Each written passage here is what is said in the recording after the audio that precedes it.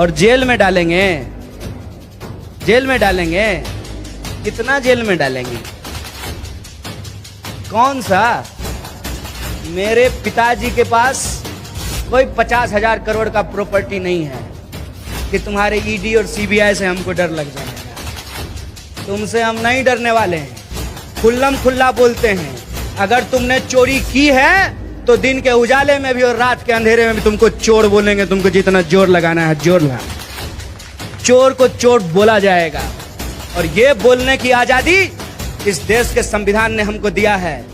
इस देश के संविधान ने हमको ये हक दिया है कि अगर हम आपको वोट देकर के प्रधानमंत्री बना सकते हैं तो उंगली उठा करके आपसे सवाल भी पूछ सकते हैं और ये पूछ सकते हैं कि जो वादा आपने किया था वो वादे क्यों नहीं पूरे हुए। अगर ये पूछने के बाद आप अपनी मीडिया और अपने व्हाट्सएप ग्रुप में हमको देश का विरोधी बताना चाहते हैं तो बता दीजिए, इसका फैसला इतिहास करेगा। बात जानते हैं कि जो लोग अंग्रेजों के खिलाफ लड़ रहे थे वो ईमानदारी से अपनी लड़ाई लड़ रहे थे, और जो लोग अंग्रेजों के साथ चाय पे चर्चा कर रहे थे उनके देशभक्ति के सर्टिफिकेट मांगने से हमको कोई फर्क नहीं पड़ता है। इस बात से हमको कोई फर्क नहीं पड़ता है कि गोडसे को मानने वाले क्या सोचते हैं। इस बात से हमको फर्क पड़ता है। इसीलिए हमने नारा लगाया है, जातिवाद की छाती पर बिरसा फूले अंबेडकर। इसीलिए हमने ये नारा लगाया है। इसीलिए हमने ये नारा लगाया है कि देश सुंदर बनेगा जब हम सबको साथ लेकर के चलेंगे। मान लीजिए देश हमारे शरीर की तरह है और हमारी नाक बहुत लंबी हो जाए तो यह स्वस्थ होने की निशानी है। समाज का कोई एक तबका खा खा करके, चोरी कर करके इतना तोंद निकाल लिया है, उसकी सेवा में पूरा का पूरा सिस्टम आप लगाए हैं और इस देश के जो आम लोग हैं, बेरोजगार हैं, वो भटक रहे हैं। आप में से कई सारे लोगों ने वो वीडियो देखा होगा कि पटना की सड़कों पर नौजवान आंदोलन कर रहे थे, पुलिस बुरे तरीके से उसको पीट रही थी, और इस देश के अंदर जो मंत्री लोग हैं उनके ऊपर कोई फर्क नहीं पड़ रहा था। इसीलिए मैं यवतमाल के नौजवानों से ये अपील करने के लिए आया हूं, ये आह्वान करने के लिए आया हूं कि देश और समाज जैसा है यह ऐसा नहीं था। आज जिस हम आजादी का सुख ले रहे हैं यह आजादी हमको फ्री में नहीं मिली है।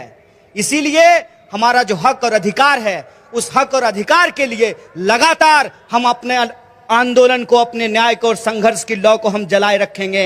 यही समता पर्व मनाने का सबसे महत्वपूर्ण उद्देश्य है। अगर इस उद्देश्य से हम आगे बढ़ रहे हैं तो हम डॉक्टर बाबा साहब भीमराव अंबेडकर जूता फूलों के विचारों पे चल रहे हैं, और ज्योतिबा फूले के विचारों पे चलने का मतलब है कि हम हर एक तरह की गुलामगिरी को समाप्त करेंगे और आजादी के नारे को बुलंद करेंगे। जब मैं जेएनयू में था तो हमसे लोग सवाल पूछ रहे थे कि देश के टैक्स का पैसा बर्बाद कर रहा है, काहे भाई? तो इसकी मां आंगनवाड़ी में काम कर रही है तो ये पीएचडी क्यों कर रहा है? इसको तो किसी होटल में जाकर के प्लेट साफ करना चाहिए। तब उनको देश के टैक्स के पैसे का चिंता हो रहा था। तो मैं उनसे सवाल करता हूं काउंटर कि देश से के टैक्स के पैसे की अगर इतनी ही चिंता है और देश अगर सचमुच आर्थिक संकट से गुजर रहा है, अगर है हिम्मत तुम्हारे अंदर, तुमने अगर अपने ईमान का सौदा नहीं किया है तो पूछो अपने फूफा से कि देश जब आर्थिक संकट में है तो 8,500 करोड़ का हवाई जहाज खरीदने का क्या जरूरत है? 13 करोड़ का कार खरीदने का क्या जरूरत है? हम गरीब हैं। तुम जिस इंसान की वकालत करते हो वो गरीब था, अब वो गरीब नहीं है। वो बस गरीबों को ये बता बता करके अपने अमीर दोस्तों की मदद कर रहा है। ये सवाल का अगर तुमको पूछने का हिम्मत है, सलाहियत है तो बताओ कि 28 लाख करोड़ रुपए जो वसूल किए गए वो पैसा कहां है? देश में गरीब का बच्चा पढ़े तो आपको टैक्स की बर्बादी लगती है, और उसी टैक्स के पैसे की जो चोरी करें पार्लियामेंट में बैठ करके उससे सवाल पूछने को आपको हिम्मत नहीं होती है। तो मैं आपको कह देना चाहता हूं, आपके हिस्से का देश है, आप उसको अगर बर्बाद कर रहे हैं तो आप कीजिए, ये हमारे हिस्से का भी देश है, हम इसको आपको बर्बाद नहीं करने देंगे, इस बात को आप जान लीजिए। बैंक का एनपीए किसान को कर्ज देने से नहीं होता है, इनके दोस्त जो इनको चुनाव में चंदा देते हैं उनको छूट देने से होता है। यह बात आप जान लीजिए। आए दिन आप खबर सुनते होंगे कि कोई 28,000 करोड़ लेके भाग गया, कोई 30,000 करोड़ लेकर के भाग गया। ये कौन लोग हैं? ये वही लोग हैं, कहते हैं डबल इंजन की सरकार। डबल इंजन की सरकार मतलब 4 लोगों का व्यापार। 2 बेचता है अमित शाह और मोदी, 2 खरीदता है अंबानी और अदानी। यही सच्चाई है।